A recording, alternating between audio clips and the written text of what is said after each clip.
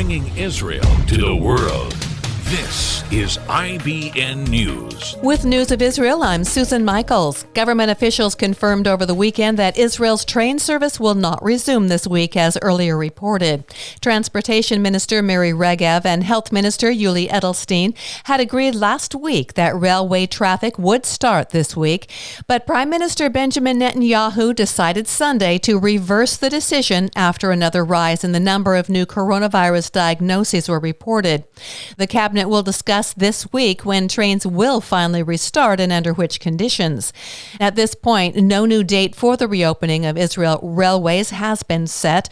One of the major concerns of authorities is that it would be impossible to impose restrictions on the number of passengers allowed inside each train. According to Netanyahu, one of the reasons for the increase in the rate of infection in Israel stems from opening up the economy, but another reason is the lack of adherence to the rules. Thousands of Israelis demonstrated Saturday against Prime Minister Benjamin Netanyahu's plan to extend sovereignty over parts of the West Bank, lands the Palestinians seek for a state. The rally took place in Rabin Square, where protesters wore face masks and observed social distancing restrictions as they gathered under the banner, "No to annexation, no to occupation, yes to peace and democracy." Some even waved Palestinian flags.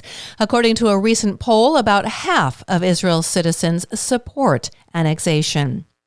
Dr. Tal Brosh, Secretary of the Health Ministry's Pandemic Task Force, said in an interview that although there will be a rise in the number of serious coronavirus cases, he opposes the current policy that requires schools to close down if one student or faculty member is diagnosed. "The guidelines are a bit extreme," Brosh said. "There's no need to shut down an entire school because of one sick student or teacher." Friday saw the highest daily rise in the number of new cases of COVID-19 since April, with 144 new diagnoses. And former head of the Palestinian Islamic Jihad has died at the age of 62 after being in a coma for more than 3 years following heart surgery. Ramadan Shalah was among founders of Islamic Jihad almost a decade prior to Hamas. I'm Susan Michaels. IBN, Israel Broadcast Network.